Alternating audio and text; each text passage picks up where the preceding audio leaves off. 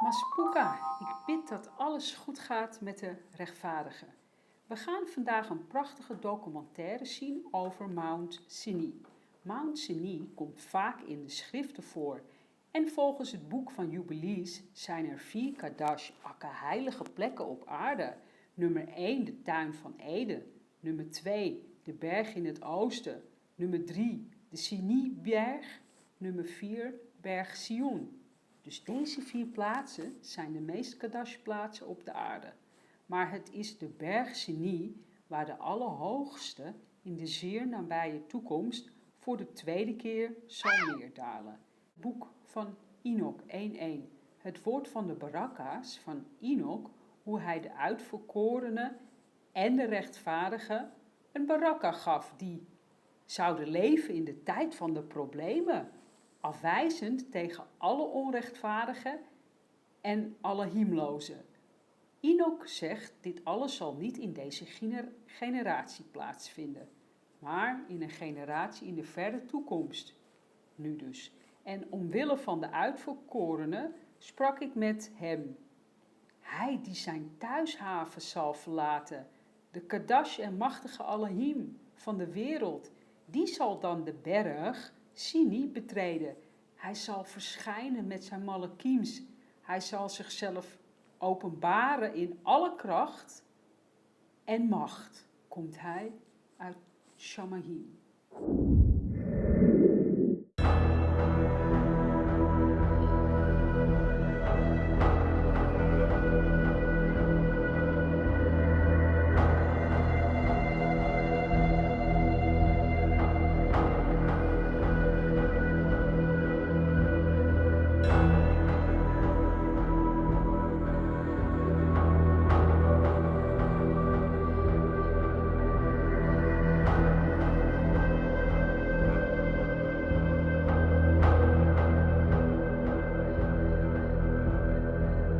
For generations, we have been taught that we had to believe the story of the Exodus on faith alone. We were told that Mount Sinai, where Moses received the 10 Commandments, was located in Egypt, but there was no real evidence to make it believable. No pictures of left-behind artifacts, practically nothing to validate one of the most important stories of the Bible. The Bible says over 70 times that the Israelites went out of Egypt to Midian, which would be mostly or entirely modern-day Saudi Arabia. Is it true that there is very little evidence that the Exodus story happened, or have we actually just been looking in the wrong spot? While the theory of Moses and the Israelites being in Saudi Arabia is a relatively new theory to those of us in the outside world, it isn't new to the locals living there. We were frequently approached by Saudis eager to talk to Americans for the first time face to face. And one of the first things they would say with excitement was, "Did you know Moses was here? Let me show you where he and his people were."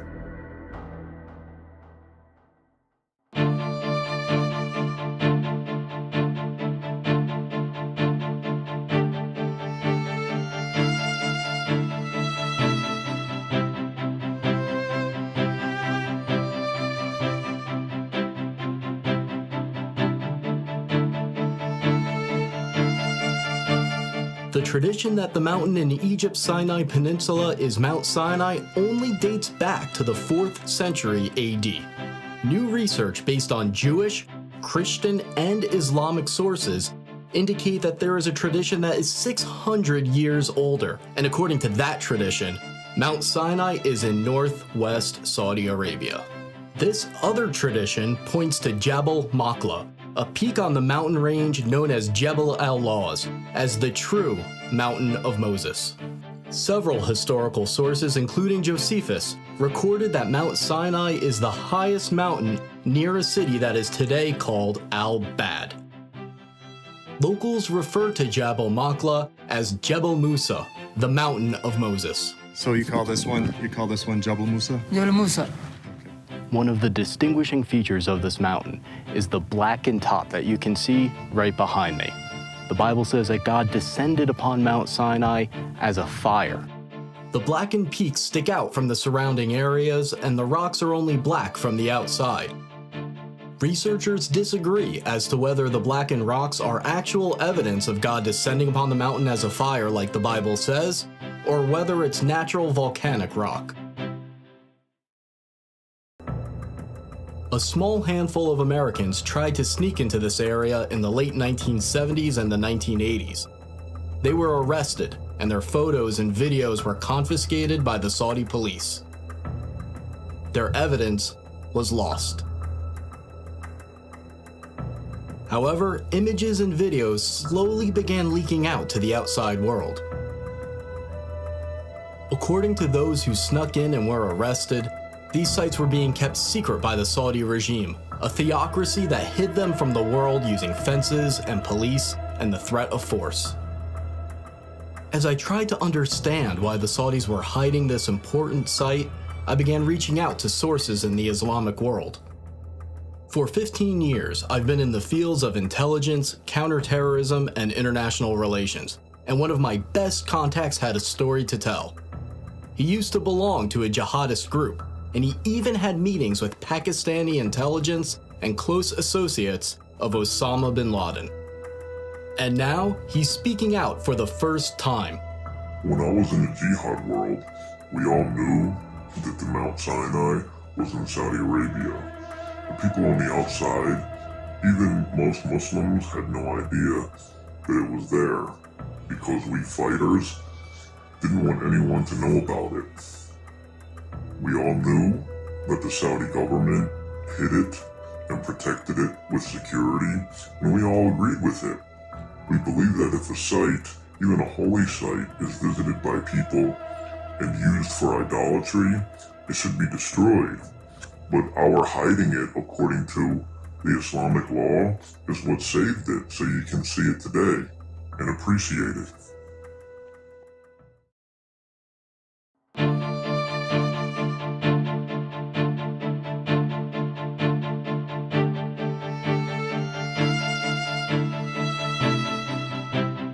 Moses flees Egypt after killing an Egyptian who he saw abusing one of the Hebrew slaves. He then escapes to Midian as a fugitive. In Midian, Moses sits by a well and he meets the daughters of Jethro who are getting water for his flock. Moses then marries one of his daughters. We are in the ancient land of Midian right now, near the town that locals describe as originally being the land of Jethro. When we visited this area, multiple Saudis approached us to tell us this is where Jethro and Moses resided. They excitedly pointed to an ancient well that is fenced off and marked as an archaeological site. The Saudis have long believed that this is the well where Moses met the daughters of Jethro, and Muslims from around the world come to see it.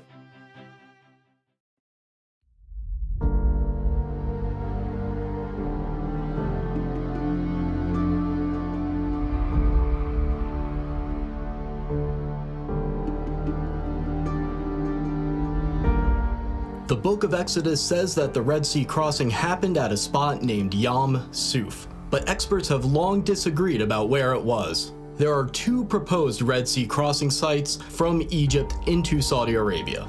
The first candidate is at the Straits of Tiran, at the bottom of Egypt's Sinai Peninsula. The second candidate is at Egypt's Nuweiba Beach. Dr. Glenn Fritz, who has a PhD in environmental geography, conducted a massive study of the land and all the historical references about where the crossing happened. He found only one exact match: Egypt's Nuweiba Beach. Nuweiba Beach is almost 5 miles long and 3 miles wide, providing enough room for the Israelite population to fit. Here, they'd be trapped with the mountains on both sides, the Red Sea in front of them, and Pharaoh's army right behind them. Amazingly, there is a path under the water from Egypt into Saudi Arabia. The path is not too steep. The Israelites could have easily walked across if the waters were parted. Underwater research by Dr. Leonard Moeller showed strange shapes in the coral, leading some to believe that the remains of Pharaoh's army are there. According to this theory, the coral wrapped around the debris from Pharaoh's army and retained the shape of the objects after they dissolved. When they brought a metal detector down to the coral anomalies, the readings were consistent with circular patterns of metal resembling the parts of chariots. We had planned to dive near the possible Red Sea crossing point because it's a public diving site with stores where you can go and rent diving equipment. But we weren't allowed to. The Saudi police showed up, and they stayed with us until we left.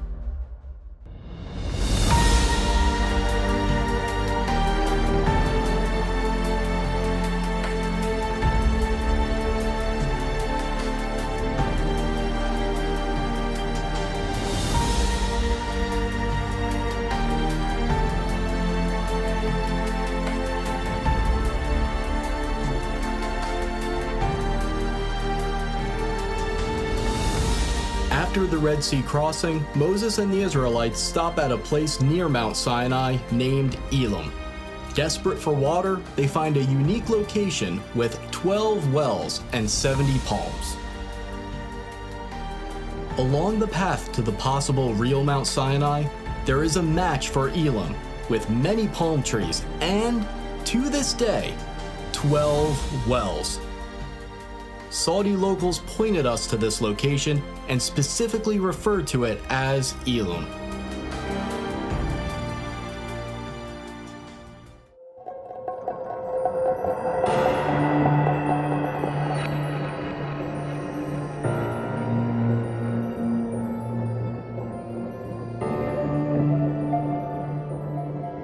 Another major event by Mount Sinai is the incident with the golden calf. While Moses is up on Mount Sinai, some of his followers begin worshiping a golden calf. They place it up on a stand and begin worshiping around it, and they set up an altar in front of it.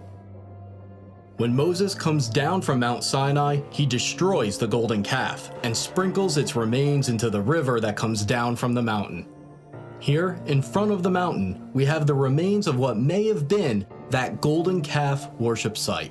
Now behind me in this fenced-in archaeological site that the Saudis are protecting, you see both a stand with many petroglyphs of cows and people worshiping cows, as well as a structure that is slightly lifted that may be the altar in front of the golden calf stand. There's a sign in Arabic and English warning intruders against going into the area. The local tradition that this is where the golden calf was is so strong that if you approach it, you'll be suspected of searching for gold. According to the Bible, the worshippers of the golden calf say, "These are your gods, O Israel." This verse indicates that there are multiple depictions of bulls as the Israelites are worshiping the golden calf. On the top of the stand where the golden calf would have been placed, there is a circular indent where the rock has been worn down. It's speculated that this is where Moses grounded the golden calf into powder.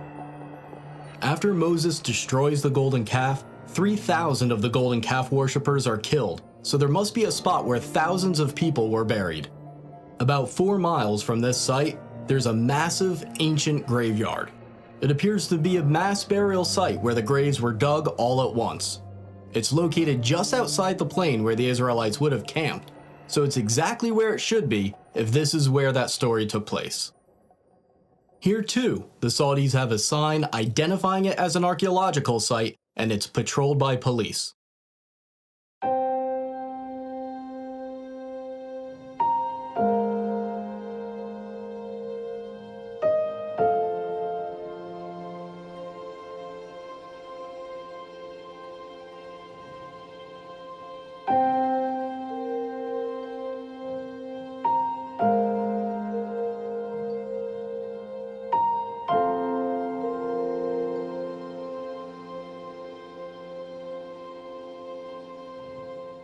The book of Exodus says that Moses built an altar of uncut stone at the foot of Mount Sinai and also set up 12 pillars to symbolize the 12 tribes of Israel.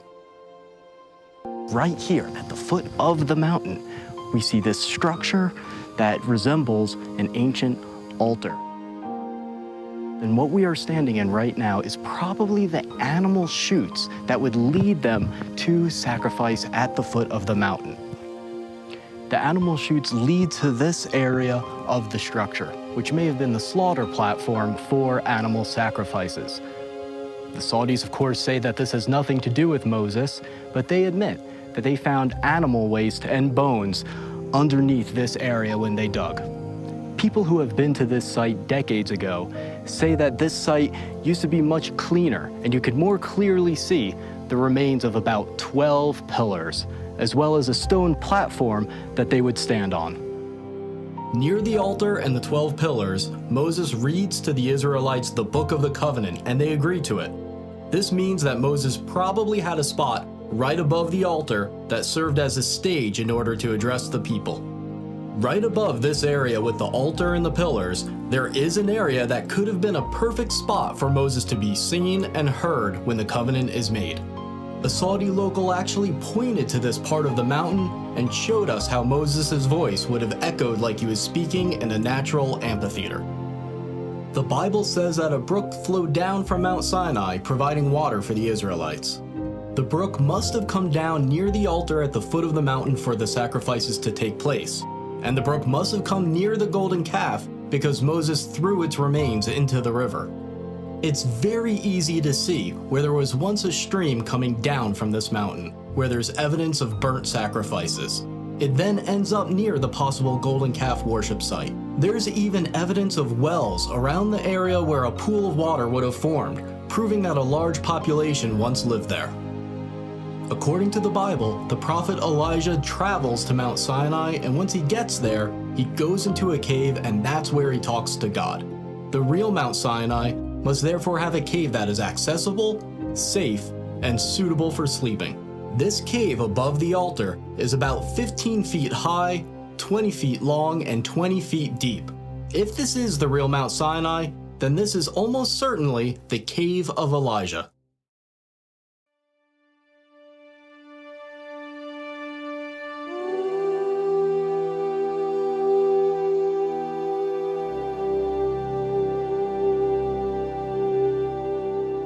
On the way to Mount Sinai, the Israelites camp where there's no water.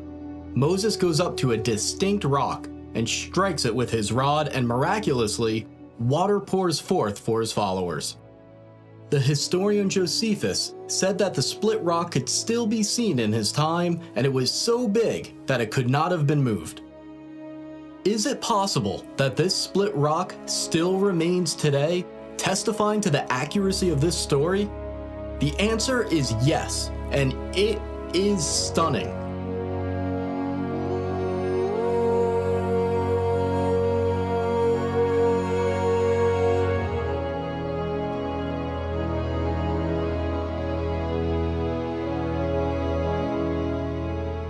This split rock was first discovered by Jim and Penny Caldwell, an American couple that was working in Saudi Arabia in the early 1990s. The local Bedouins have long had two names for this area, the Water of Moses and the Split Rock of Moses. This split rock is on top of a 100-foot hill and is somewhere between 40 and 60 feet high. And what's really amazing about this specific location in the valley along the possible route to Mount Sinai is that the rocks underneath the split rock are smooth, as if tons and tons of water poured forth, forming a miniature lake at the bottom for the Israelites to drink from. If you have a relationship with a local, they'll tell you that this area is related to Moses, but the Bedouins that live here will try to keep you out. We saw this firsthand as we were chased out of the area. Okay, so we are flooring it. We're gonna see if this guy follows us. We heard 2 gunshots. This guy's like, doesn't really want to party.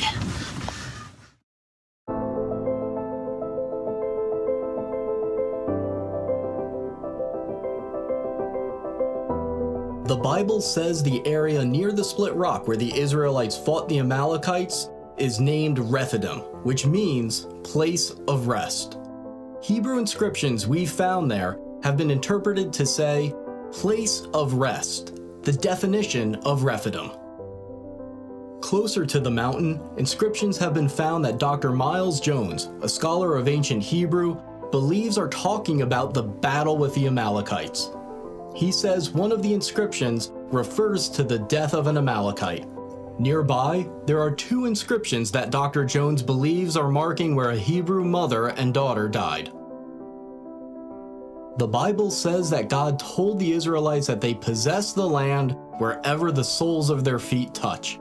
Near the split rock and near the mountain, there are many inscriptions with an image of a foot and a sandal. Next to the image, there is Proto-Hebrew writing that means the sole of the foot. We also found inscriptions that were translated and found to refer to Yahweh, the Hebrew name for God. There's another area near the mountain named Wadi Musa, or the Valley of Moses. Here, a depiction of a menorah was found, and it might be the oldest depiction of a menorah known today. Now, a new eyewitness has come forward to reveal that the Saudis have been hiding the evidence of the Exodus since at least World War II. This man was an American pilot who met the king of Saudi Arabia. Bob Cornuke was one of the first people to reach Jabal Maqla in the 1980s, and he recently interviewed that pilot and made the footage available for this video. It's an honor to meet you. Well, thank you. Our lives have intersected possibly in something very historic, and we're talking about where the real Mount Sinai is located.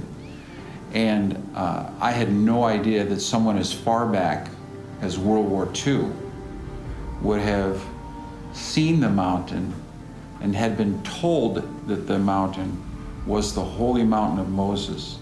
Did any of the Muslims tell you that that was a holy mountain? Oh yes. I guess everybody in the military knew it was holy. Yeah. Well, they forbidden me to fly around it, and it was off limits that I'd be killed either by God or by maybe some of them, I don't know. And when I took off, I was half scared to death. You bet I flew around it. But it was different than the rest of the mountains because it was black on top? Oh, it was a blackish green. It was dark enough to be somewhat frightening. You don't know what I really believe. I think it's Mount Sinai. I think God let me fly around it. That's what I think. I think he let you and me both live. Why haven't we heard about this other candidate for Mount Sinai? Why has almost the entire focus been on the traditional site despite its lack of compelling evidence? Think about how many things line up with the biblical story right here at this mountain. There's a beach and path where the Red Sea crossing could have happened, matching the biblical account. You can see how the Israelites could have camped near Elim with its 12 wells and 70 palms. Along the way to Jabal Maqla, there's a split rock, an area suitable for camping. There's a mountain referred to as the Mountain of Moses, with a large plain in front of it where millions of Israelites could have camped. You can see an altar of uncut stone at the foot of the mountain, where there's evidence of burnt sacrifices, right where it should be. There's evidence of bull worship, and you can see exactly how Moses would have seen the golden calf worship going on as he came down from the mountain. There's a brook that comes down from the mountain just like the Exodus story says. You can see right where the cave of Elijah might have been. All of these little details have to fit, and they fit. After I came back from the trip, people asked how I felt standing there where so few people have been able to, and the predictable feelings were easy to describe. The adrenaline, amazement, awe, but there was an emotion that was more difficult to describe. I didn't deserve to be there. I'm not someone who's given away his wealth to the poor. I'm not a scientist or a pastor, and there are still days where I feel like I have no faith at all. But then as I looked at the mountains, I remembered something. The Bible has a clear pattern where God doesn't use the best or the most expected. Even Moses was so insecure that he didn't want the job. Rather than using the most qualified, the pattern is that God uses the unexpected, the insecure, the flawed, the depressed, the doubter, the underdog. Every single person can make a difference, especially those that think they can't.